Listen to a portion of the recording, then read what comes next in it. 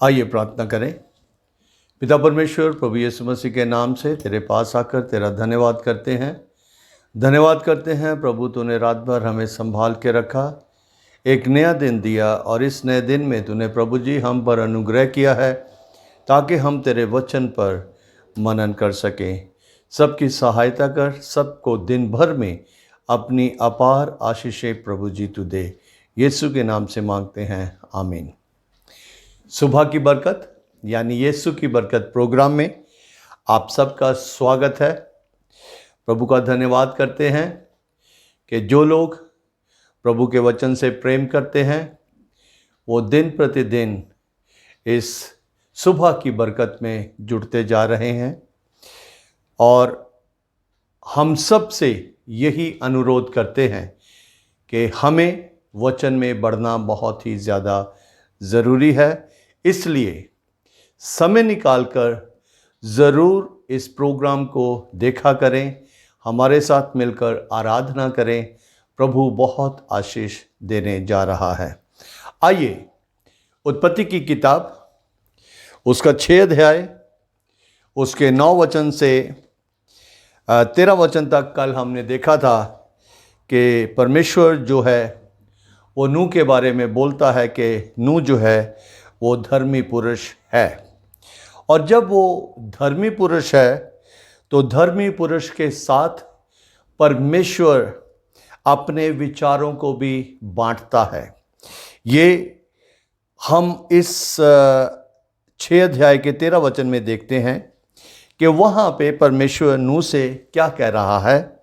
तब परमेश्वर ने नूह से कहा, सब प्राणियों के अंत करने का प्रश्न मेरे सामने आ गया है, क्योंकि उनके कारण पृथ्वी उपद्रव से भर गई है।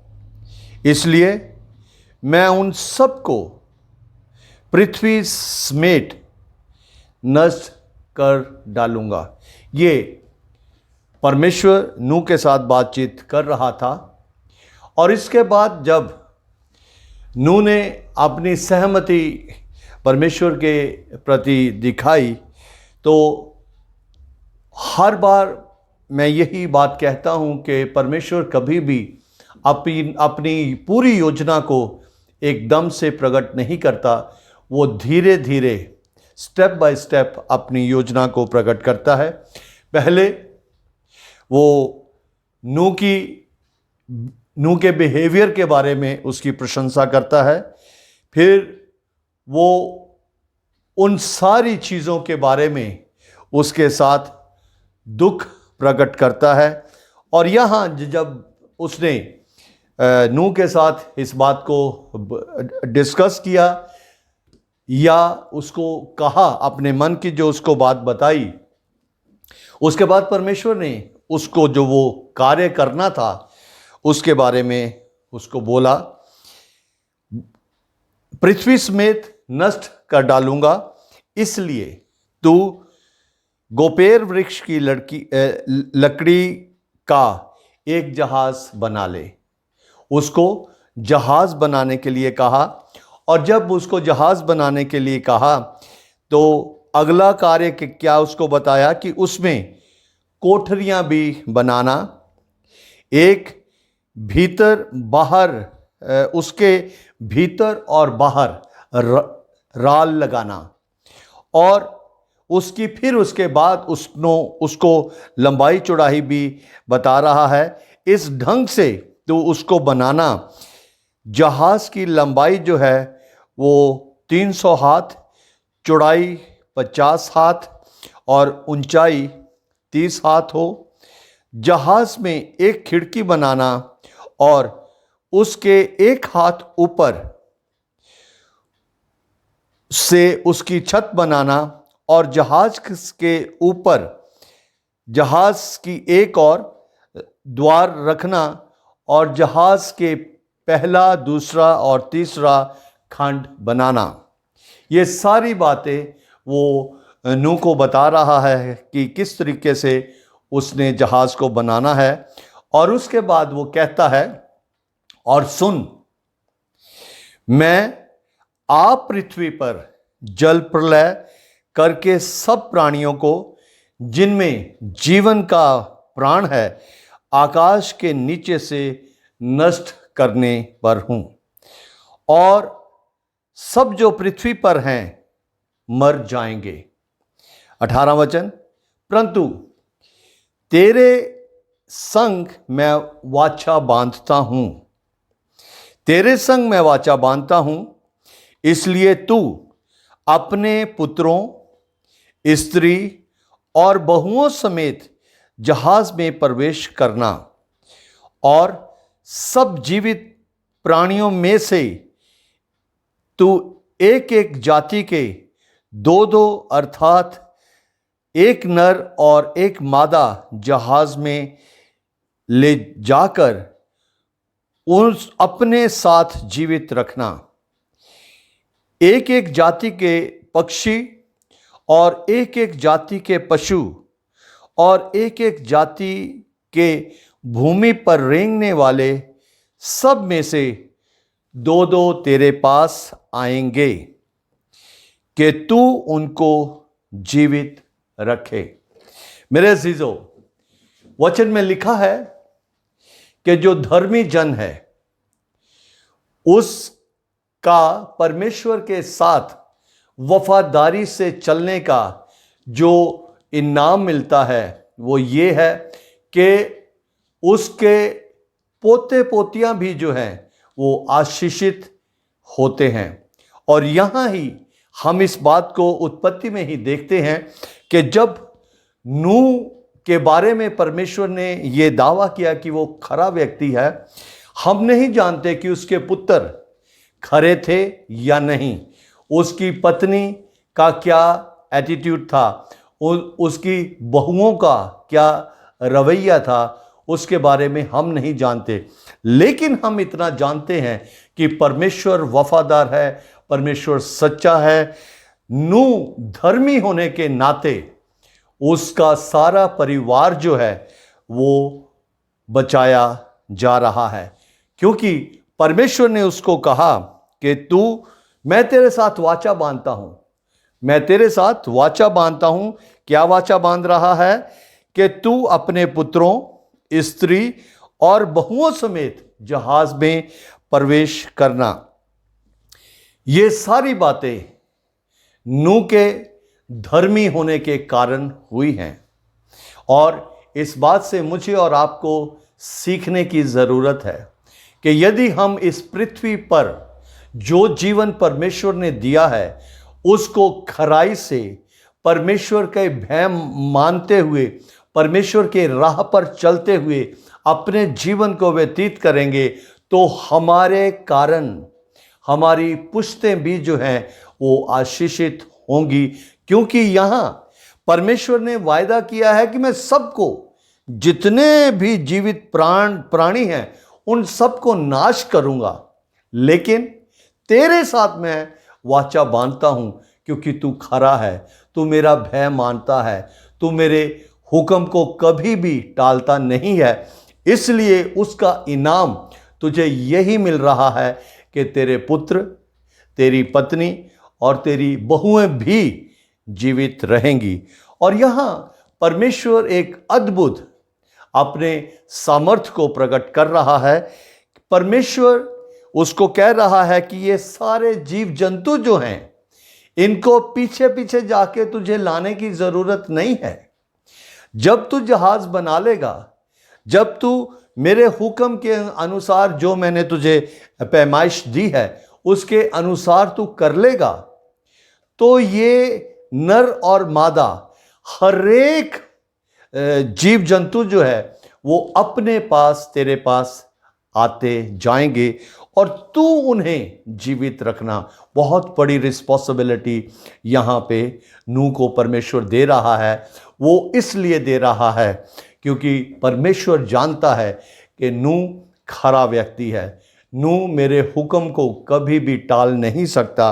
और यहाँ तक परमेश्वर ने उसको कहा, इतनी बड़ी उसको जिम्मेवारी दी कि तू उन्हें जीवित रखना।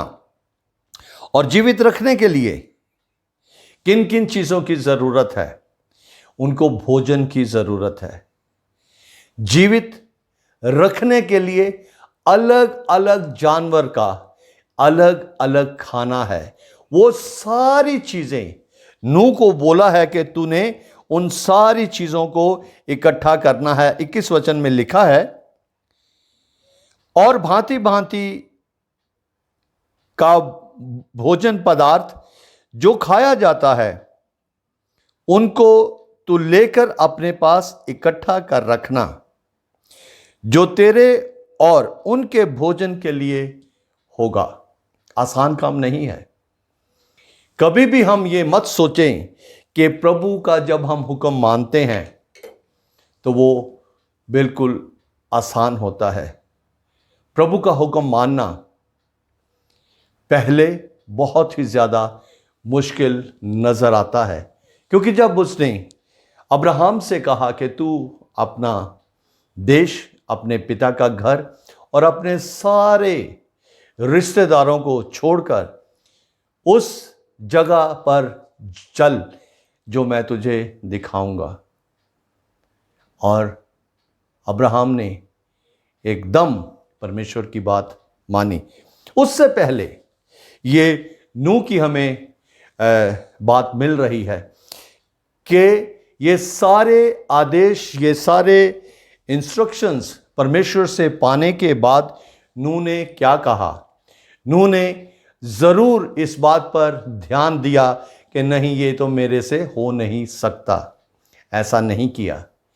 नूह ने एकदम 22 वचन में लिखा है, परमेश्वर की आज्ञा के अनुसार नूह ने किया। परमेश्वर की आज्ञा के अनुसार नूह ने किया। हमें परमेश्वर अपने वचन से बहुत सी बातें करने के लिए कहता है। उन सारे कार्यों को करने के लिए हम हाँ नहीं करते, हम उसमें रीजनिंग करते हैं। लेकिन खरे व्यक्ति का एक स्वभाव ऐसा है कि वो कभी भी परमेश्वर के साथ रीजनिंग नहीं करता, सवाल जवाब नहीं करता। जैसा परमेश्वर ने कह दिया वैसा ही वो करता है। यहां पे लिखा है कि परमेश्वर की आज्ञा के अनुसार नूह ने किया। लोगों ने उसका मजाक उड़ाया होगा, लोगों ने उससे पूछा होगा कि हे बुड्ढे क्या कर रहा है, क्योंकि उसकी लंबाई चौड़ाई जो बताई है परमेश्वर ने, उसको देखकर सब लोग हैरान हो रहे होंगे। और यहां तक लोग उससे पूछते होंगे कि ये तू क्या कर रहा है, ये क्या बना रहा है। हम नहीं जानते कि नूह उनको क्या जवाब देता होगा, लेकिन नूह लगातार जैसा जैसा परमेश्वर ने उसको बताया था वैसा वैसा ही करता रहा। और एक बहुत ही खास बात हम देखते हैं यहाँ पे, उत्पत्ति का 2 अध्याय और उसके 5 वचन को हम जब देखते हैं कि परमेश्वर ने जब ये सब कुछ रचना की उसके बाद क्या हुआ। अध्याय 2 का 5 वचन, तब मैदान का कोई पौधा भूमि पर ना था और ना मैदान पर कोई छोटा पेड़ उगा था, क्योंकि यहोवा परमेश्वर ने पृथ्वी पर जल कभी नहीं बरसाया था और भूमि पर खेती करने के लिए मनुष्य भी नहीं था। 6 आयत, तो भी कोरा पृथ्वी से उठता था जिससे सारी भूमि जो है सिंच जाती थी। कभी बारिश नहीं हुई, कभी भी किसी ने बारिश के बारे में सोचा भी नहीं, मतलब ये इसका नाम भी नहीं सुना। जहाज क्या होता है उसके बारे में कभी नहीं सोचा, कभी नहीं उन्होंने सुना, कभी नहीं इतनी बड़ी चीज उन्होंने देखी थी, क्योंकि ऐसा कभी नहीं हुआ था। कभी भी, यहां पे लिखा है कि कभी परमेश्वर ने जल नहीं बरसाया था।